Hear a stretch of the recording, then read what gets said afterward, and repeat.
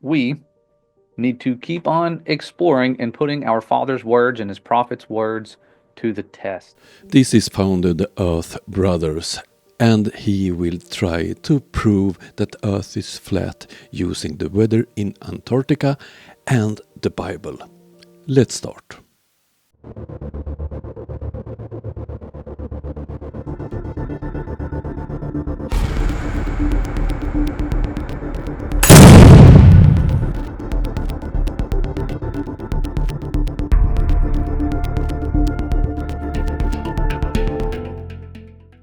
First of all, I need to warn you because this will be really stupid.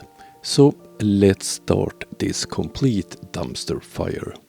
We are now reaching the end of our first ever school year with Creation Standard. Yes, you heard that correct. This channel have something they calls Creation Standard Homeschool. And this video is a part of that so-called school. And so I wanted to go over some more of the evidence that we have all found together as we have explored and compared worldly wisdom to our Father's wisdom. And it's things that are humbling, to say the least, because they show me that we need to keep on exploring and putting our Father's words and his prophets' words to the test. So, what do you mean? He will try to use the Bible to confirm his beliefs in a flat earth. For those of you who may not have seen our videos in the past, in terms of how the descriptions in the Bible match what we can prove with real data. And I'm quite sure that he will not succeed with that one. And that's data that's been collected throughout time with weather and climate, wind patterns, water currents. All these things match the descriptions we have from the prophets. So the currents in the seas, the climate and the weather we have is covered in the Bible, described in the Bible. No, it's not. And so we're going to be looking at that. But to refresh your memory about the South and how it's not like the North. No, the South is not like the North, but it's not described in the Bible, the difference between North and South. We're going to look at what we just covered with those winds in the heavens. Something that I think we all missed because we grew up not knowing what was out there. And the word comes alive and makes a lot more sense. Things like the four winds of heavens that were mentioned not only by our Messiah, but many prophets, including John in Revelation, talking about the four winds, something that wasn't discovered until the 1920s. That is amazing because we have four jet streams up above us. And the earth have four corners, according to that text. This is the jet streams. They make sense on a globe, not on your flat earth pizza. And winds coming from those four different directions would most likely help create four jet streams circling up above us, going, believe it or not, in the same direction they say the globe is spinning, but they're going faster than the globe they're trying to keep up with. The atmosphere follows the Earth rotation, not perfectly. Read about the Coriolis effect, but if it's not moving faster than the surface below, would you have a wind then? Remember, they tell us that our air is stuck to the earth with gravity, and they literally say that air is sticky. When you look it up, like, why is it staying with the earth? They say, well, it's got this sticky property where it just sticks to the earth, and somehow it's going faster than the earth is spinning. About 150 miles per hour faster. You can imagine how fast that is at the equator. Not only that, they're running further around the racetrack, so to speak. When you look at where your starting position should be, people starting towards the inside lane have less distance to cover. So those outside lanes have to go further. They're going not only further, but faster. Oh dear. And he called this rubbish a homeschool. Poor children. And so all of this makes sense on the biblical earth, where you have winds being blown from the portals of the heavens over an immovable world. It would be easy for them to go faster than the world is moving because the world is not moving. And so the winds making more sense on the biblical earth. We're going to go over more of that biblical earth. He means flat earth nonsense. And no, it's make no sense at all on a flat earth. But plane flights in Antarctica versus the Arctic make a lot more sense on the biblical earth, because you're flying about 3 times higher in the Arctic. When I was looking into the elevations the planes fly. And where have I looked into this? Here you have a website, Antarctica Flights. Let's look at that web page. And here we have where he found the bottom half of his information. The over part I did find, it was AI generated.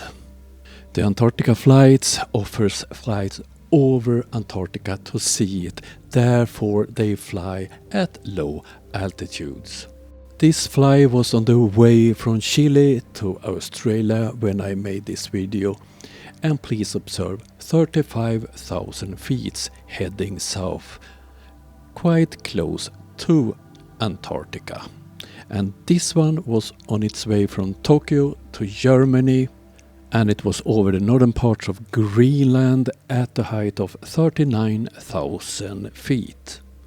So if you look once again on his homemade proofs, nothing is correct. 29,000 feet at the north and 10,000 at the south.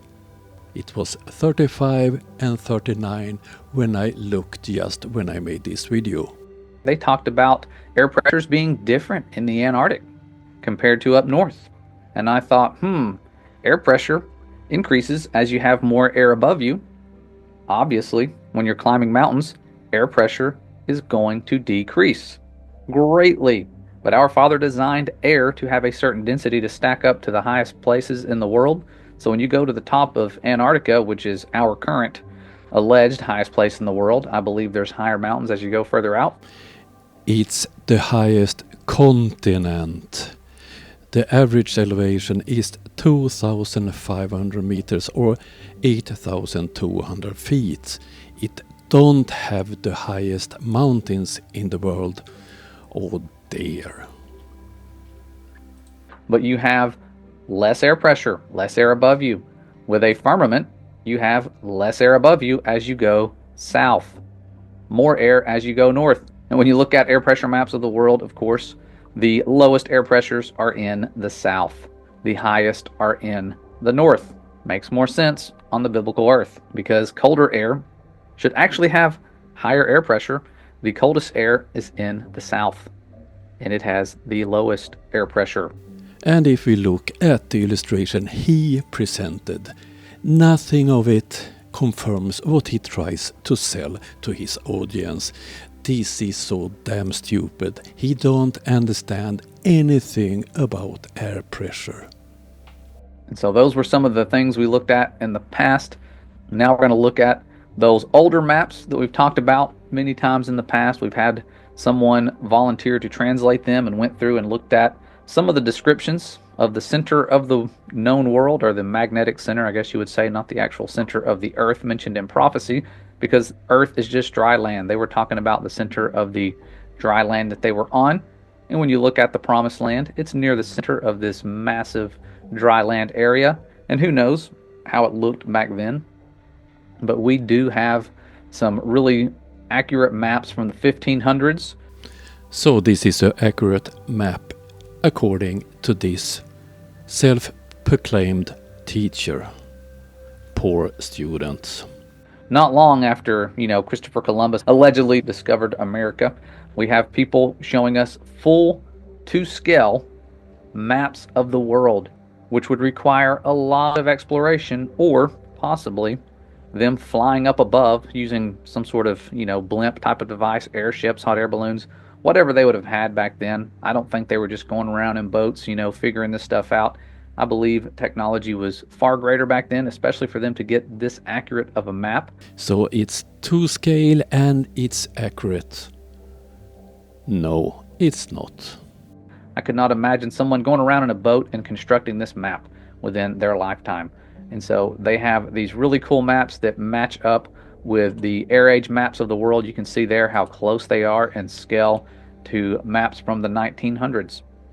And when you go and zoom in on the outer edges of these maps, they have something spectacular that I'd missed before, and it's those portals of the heavens.